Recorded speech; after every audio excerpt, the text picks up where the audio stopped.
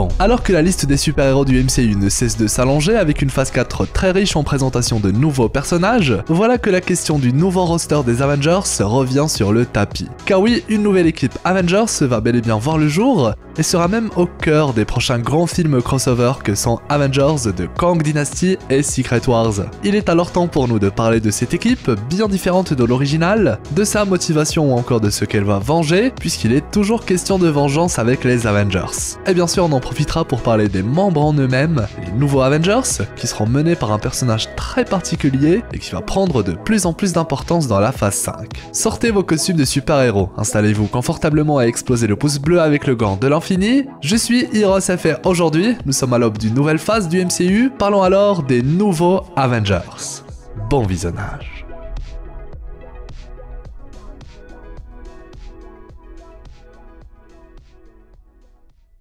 Commençons par préciser quelque chose de très important. Les Avengers, c'est un groupe de super-héros qui est la plupart du temps indisponible. Bien loin de ne pas agir à chaque menace car ils sont occupés sur autre chose, ou estiment que leur arrivée n'est pas obligatoire, ce groupe est en réalité indisponible car ses membres sont injoignables, ne communiquent pas forcément entre eux, n'obéissent à aucun chef, bref, ce sont tous, sans exception, des électrons libres, presque impossibles à gérer. De ce fait, avoir un semblant d'équipe solide capable de s'organiser pour gérer une quelconque menace devient automatiquement impossible. Et les rares fois où l'équipe des Avengers a réussi quelque chose, c'était lorsqu'ils étaient dos au mur, et même comme ça, tous les membres n'étaient pas présents. En somme, l'équipe des Avengers est un groupe de super-héros chaotique à l'image de ses membres. Et c'est pour cette raison que les nouveaux Avengers vont sûrement être différents, et surtout le groupe ne va pas concerner tous les héros, car je pense qu'on aura en réalité 3 groupes bien distincts. Bon, écartons de suite le gros groupe, qu'on va appeler l'équipe Avengers Ultime, car ce groupe ne sera formé que durant la phase 6 avec Secret Wars, et sera éphémère. À l'image d'Endgame, tous les héros seront regroupés sous l'étendard des Avengers, tous sans exception, c'est un peu l'équipe symbolique, alors qu'en réalité la plupart des héros ne sont pas de vrais Avengers. La vraie nouvelle équipe Avengers quant à elle, eh bien elle va sûrement se regrouper durant la phase 5, et ses membres nous ont justement été introduits durant la phase 4. A contrario de l'équipe originelle, ses membres seront tous joignables, et tout sera organisé, car il ne sera pas question de membres qui viennent d'autres mondes. Vous l'aurez deviné, les nouveaux Avengers seront tous des habitants de la planète Terre, seul un membre sera l'exception, car il veille déjà à ce que le groupe soit organisé et semble déjà très impliqué, il s'agit de Carol Danvers, Captain Marvel.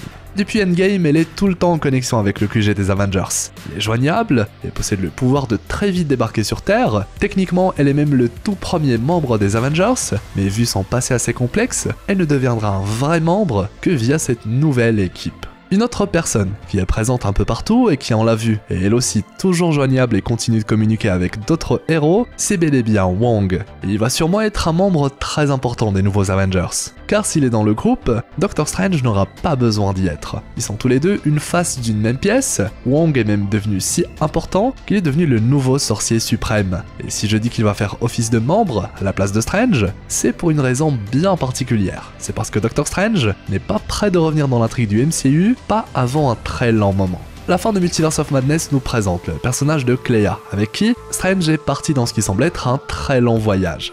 Un voyage dont la destination va permettre de changer la donne durant Secret Wars. En somme, Doctor Strange va sûrement continuer à jouer exactement le même rôle que durant les précédentes phases. Il sera le super-héros qui agit dans l'ombre, qui prépare le terrain pour les Avengers, celui qui va amener la clé au bon moment pour créer ces différences nécessaires à la victoire. Et ce n'est pas un hasard si sa quête est en lien avec les incursions, car ce phénomène sera au cœur de l'avènement de Secret Wars. Et on aura alors besoin du savoir qu'aura Strange découvert durant son périple en compagnie de Clea. Car là encore, la fin de Multiverse of Madness nous indique qu'il est possible de réparer une incursion.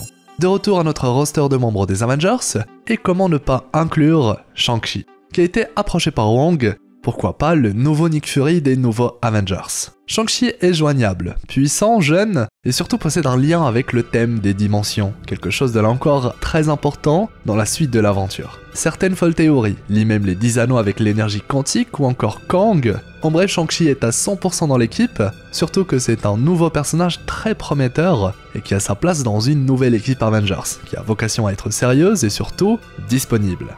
Il est alors le membre qui, selon moi, représente l'aspect dimension du MCU, car on sait qu'ils sont tous des représentants d'aspects différents du visage héroïque de Marvel. Vient alors le cas de Sam, le nouveau Captain America, dont le cas est assez particulier. Techniquement, il fait déjà partie des Avengers, du moins l'ancienne équipe, mais son nouveau rôle pourrait finalement lui permettre d'être beaucoup plus qu'un simple membre. Il est l'héritier de Steve Rogers, l'héritier du bouclier ainsi que des idéaux de Steve. Et si au niveau de ses pouvoirs, il ne reste qu'un simple humain entraîné, il se pourrait qu'il puisse apporter beaucoup plus en tant que leader. Car je pense que c'est là la place de Sam. Et croyez-moi que le fait qu'il soit un simple humain sans super pouvoir, c'est ce qui va justement lui permettre d'avoir les pieds sur terre et mener les Avengers à faire les bons choix. Il n'est ni un demi-dieu, ni un augmenté, ni possède de quelconque pouvoir, bref, tel que je le vois, il est l'encre des Avengers, le leader que l'ancienne équipe des Avengers n'a pas réussi à avoir. Et Dieu sait qu'ils en avaient besoin, entre Thor qui faisait littéralement ce qu'il voulait, sachant que la moitié du temps il n'était pas là, Steve et Tony qui se faisaient la guerre, littéralement parfois, bref,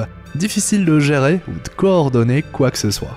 Maintenant, et c'est quelque chose que l'intrigue va vouloir traiter, c'est que cette place de leader, je pense qu'elle sera convoitée par d'autres héros, car ils veulent plus ou moins tous gérer le groupe. Une Captain Marvel va sûrement être difficile à gérer, puisqu'elle a une très forte personnalité, alors que d'un autre côté, un autre super-héros pourrait avoir la place de Tony, une sorte de chef sans le vouloir, celui autour de qui la saga va tourner, celui qui va pousser les autres à s'unir car il est directement touché par les actes du vilain. Et si la rivalité entre Tony et Thanos a forgé la première saga, il est carrément possible d'avoir la même chose entre Kang et Scott Lang.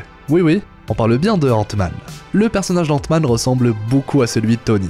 Un héros assez lambda au départ, dont les films solo ne sont pas les plus importants, charismatique mais pas vraiment pour les bonnes raisons, et surtout il est celui qui est directement lié au super vilain. Et je pense que Quantumania va justement aider Ant-Man à devenir l'un des super-héros du MCU les plus populaires. Bien plus qu'une envie de gagner contre un nouveau super vilain, l'histoire de Kang et Scott va sûrement concerner une vengeance, car Ant-Man aura des séquelles très graves durant son troisième opus, et le trailer du film commence déjà à poser le décor. Je pense que ce film va petit à petit effacer le Scott Lang idiot, rigolo, pour nous raconter une intrigue sérieuse, sombre, ce qui a finalement été exactement le cas pour Tony. En gros, commencer le vrai développement du personnage d'Ant-Man. Et dites-vous que ce personnage, eh bien il a les épaules pour un tel rôle. Déjà le personnage est attachant, il fera 100% partie des nouveaux Avengers et surtout, ce sera le seul héros à avoir déjà combattu Kang. Et rien qu'avec 3 personnages, voilà que la nouvelle équipe des Avengers devient très intéressante. D'un côté, on a celui qui veut à tout prix venger, car il est conscient de ce que Kang est capable de faire. D'un autre côté, celle qui est beaucoup trop sûre d'elle-même, jusqu'à sous-estimer Kang, ce qui va lui coûter très cher, car de toute manière elle ne croit qu'à sa propre force. Et enfin, celui qui est droit dans ses bottes, souhaite avant tout sauver le plus de personnes, mettre un terme aux agissements de Kang, mais sans que ce soit personnel. Ça ne vous rappelle rien? Et oui, à travers Scott, Carol et Sam, on va retrouver quelque chose de similaire à Tony, Thor et Steve. Une coïncidence? Peut-être? En tout cas, la nouvelle équipe Avengers va nous proposer une nouvelle manière de voir les choses, mais elle aura forcément comme base l'équipe originelle. Et justement, en parlant de l'ancienne équipe, je pense que Hulk va refuser de faire partie de la nouvelle team. Par contre, il va sûrement encourager She-Hulk à les rejoindre, puisque c'est un petit peu le thème de toute la première saison de la série She-Hulk. À lui faire comprendre qu'avec les pouvoirs qu'elle a, elle doit être une héroïne. C'est en tout cas ce que Hulk lui répète à chaque fois qu'il est à l'écran. She-Hulk ne prend rien au sérieux, et c'est à travers les Avengers que sa vision des choses va changer. Et surtout, elle va comprendre que ce dont elle est capable pourrait faire pencher la balance. Et avec Wong et Strange, Shang-Chi, Ant-Man et la Guêpe, She-Hulk et Sam, le nouveau Captain America, on a déjà une base très intéressante, qui couvre pas mal d'aspects, entre héros plus terre-à-terre, comme l'étaient Natasha et Clint, ceux qui ont des pouvoirs via la technologie, comme Shang-Chi, même si bon, on ne connaît pas encore l'origine des 10 anneaux, ou encore ceux qui possèdent de vrais super-pouvoirs, comme Carol, pour ne citer qu'elle. D'autres héros, comme indiqué plus tôt, vont quant à eux se regrouper dans d'autres groupes, comme les présumés Young Avengers, où on va retrouver tout ce qui est Kate Bishop, Cassie, la fille d'Ant-Man, Miss Marvel, Ironheart, etc. Même Kid Loki pourrait débarquer suite à la saison 2 de Loki. Ah oui, d'ailleurs on n'a pas tellement parlé de Loki, qui est devenu un super-héros, un vrai de vrai, car comme pour Doctor Strange, je pense qu'il aura sa propre quête à mener, et qu'il va débarquer beaucoup plus tard dans l'histoire, avec les rouages nécessaires à la compréhension des pouvoirs de Kang et comment y faire face. Clairement, Loki et Strange, je les vois un peu comme les Avengers de l'ombre, ceux qui vont avoir le plus d'importance sans que personne ne le sache. En tout cas, la beauté de cette nouvelle saga, c'est que tout le monde va participer. Ils vont tous d'une manière ou d'une autre influencer le déroulement de l'histoire, que ce soit à petite ou à grande échelle. Dites-vous qu'il y a encore plein de super-héros dont on n'a même pas parlé, comme Dane Whitman, car j'avoue que pour l'instant ils ne sont pas encore très mis en avant. Certains ne sont même pas encore arrivés, comme certains X-Men, Deadpool, Blade, et j'en passe.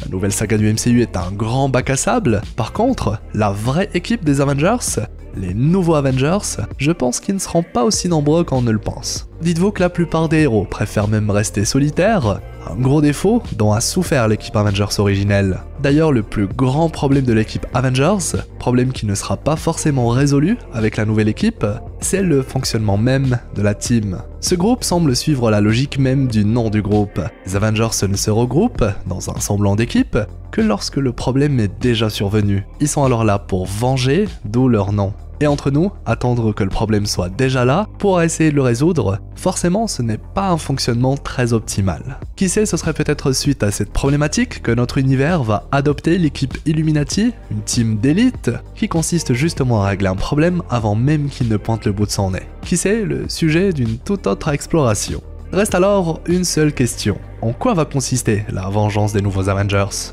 Je veux dire, de quoi est-ce qu'ils sont censés se venger ? Eh bien, c'est surtout la fin de Quantumania qui va répondre à cette question. Kang va menacer notre réalité lorsqu'il sera enfin libéré de sa prison. Et des dégâts, je ne doute pas qu'il va y en avoir, de sérieux dégâts même. De quoi pousser l'équipe des Avengers à se reformer, recruter, mettre en place les nouveaux Avengers, car Kang le Conquérant n'est pas le genre de vilain qu'on peut arrêter seul, chose que Scott Lang va très vite comprendre et faire comprendre au reste de l'équipe. On va sûrement explorer tout ça plus en détail lorsque Ant-Man 3 Quantumania sera sorti. Un film qui va ajouter beaucoup de variables à l'équation, même que ce ne seront pas les nouvelles révélations qui vont manquer. Clairement, avec Quantumania, c'est la vraie phase 5 qui va débuter. Et avec elle, les grosses théories sur le Marvel Cinematic Universe. Du coup, vous pensez qu'on aura qui comme membre des nouveaux Avengers ? Merci à vous tous d'être restés jusqu'à la fin, ça me fait plaisir pour une vidéo que je voulais faire depuis un petit moment, maintenant que la phase 4 est terminée. Histoire de parler un petit peu de la dynamique de l'équipe ainsi que des héros que je trouve les plus intéressants dans le roster, sans forcément choisir que les plus forts. Dites-moi d'ailleurs lequel est votre préféré, celui qui va être à la tête du groupe. Ça va être intéressant de voir les avis de tout le monde, je pense. Merci pour vos commentaires, likes et partages. Merci d'être si nombreux à me suivre. Et je vous donne rendez-vous dans quelques jours pour une nouvelle exploration. C'était Hirosef, votre explorateur d'univers préféré, pour vous servir.